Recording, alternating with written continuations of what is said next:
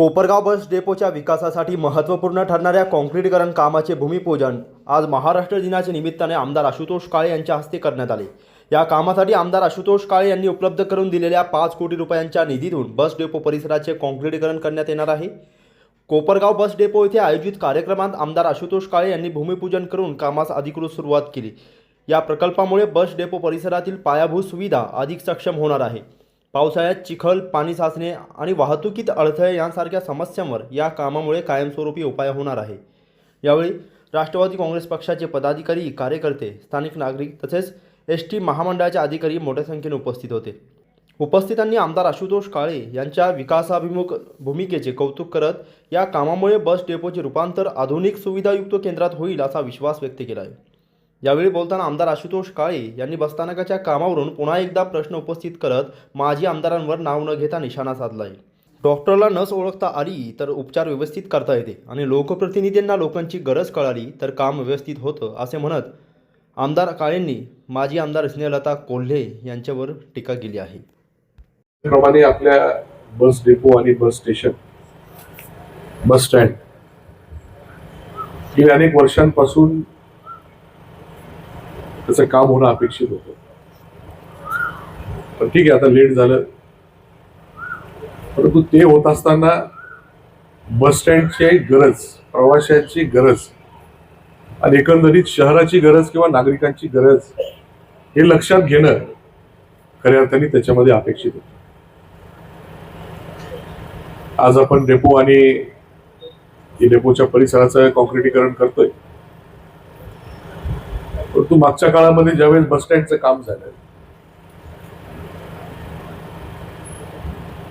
मी doctor मुळे सरांचं जे काही नवीन हॉस्पिटल झालं त्यावेळेस म्हटलं होतं का डॉक्टरला नस ओळखता आली तर उपचार त्या ठिकाणी व्यवस्थित करता येतात आणि लोकप्रतिनिधीला जर लोकांची गरज कळाली तर त्याला खऱ्या अर्थाने त्या ठिकाणी काम करतात। आणि मग लोकांची गरज लक्षात न घेता झालेलं हे काम, याचं उत्तम उदाहरण हे बस स्टँड आहे। प्रवाशांचे हाल, व्यापाऱ्यांना कुठं संधी नाही आणि काँक्रीटीकरणाचा जर विषय केला आता तिथल्या खड्ड्यांमध्ये माझी गाडीचे व्हिडिओ काढून दाखवला, हे पाप कोणाचं आहे हे खऱ्या अर्थाने लक्षात घेणं गरजेचं आहे। आता ते होऊन गेलेले, आता शासनाचा त्याच्यावर खर्च झालाय, चूक फार मोठी होऊन गेलेली।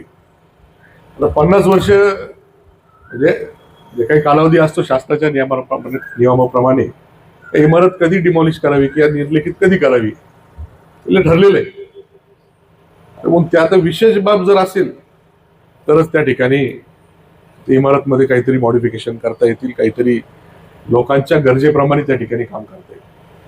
तो आताच्या घडीला ते फार अवघड आहे। म्हणून आपण सर्वांनी मला संधी दिल्यानंतर आपली गरज लक्षात घेता, डेपोच्या अडचणी लक्षात घेता आपण जे काही काम मंजूर करून आज ते प्रगतीपथावर आहे, त्या माध्यमातून दक्षिणेच्या बाजूला व्यापारी संकुलाचं काम चालू आहे आणि उत्तरेच्या बाजूला नवीन डेपोचं काम त्या ठिकाणी चालू आहे। एवढ्यावर न थांबता आता इलेक्ट्रिकल बसेस आलेल्या आहे, EV बसेस, त्याची गरज लक्षात घेता आपण चार्जिंग स्टेशनचं पण काम त्या ठिकाणी ते मंजूर करून आणलं। ते काम करत असताना अनेक अडचणी आल्या, कुठे मग ठेकेदार कुठे? इलेक्ट्रिक स्टेशनचं काम करताना अनेक अडचणी तुम्हाला आणले गेले, ते काय तुम्ही बोलत नाही।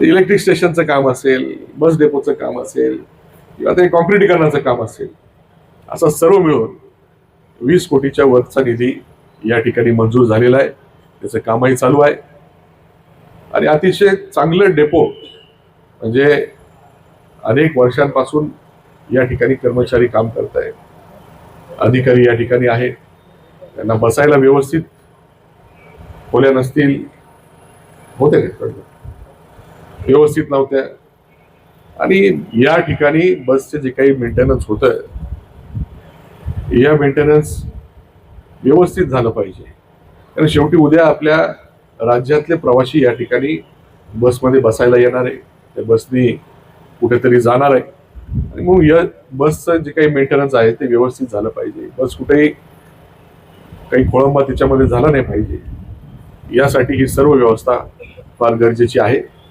हे सर्व लक्षात घेता आज हे काम प्रगतीपथावर आहे आणि पुढचा टप्पा कॉन्क्रिटीकरणाचा आपण त्याचं भूमिपूजन आज करणार आहोत. मी आपण सर्वांनी जी काही संधी दिली त्या माध्यमातून जेवढे शक्य होतील, जेवढ्या आपल्या अडचणी असतील त्या सोडवण्यासाठी काम करत आलेलो आहे आणि पुढे देखील काम करत राहणार आहे. आपल्याला जेवढं शक्य होईल तेवढे प्रश्न मिटवायचे.